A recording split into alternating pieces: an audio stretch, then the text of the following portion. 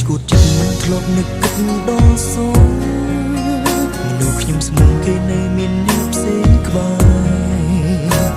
នាងសុំឲ្យខ្ញុំបំភ្លេចហើយនាងទៅថាព្រោះមនុស្សនាងស្នេហ៍កុំពេញឈឺចាប់ខ្លាចគេឈឺតែមិនខ្លាចបងទឹកភ្នែកមិនញញើដឹងពណ៌ពីបាយដាក់បង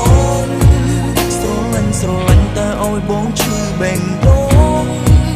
សាងកុំហូរឆ្លងហើយអាងសំទូត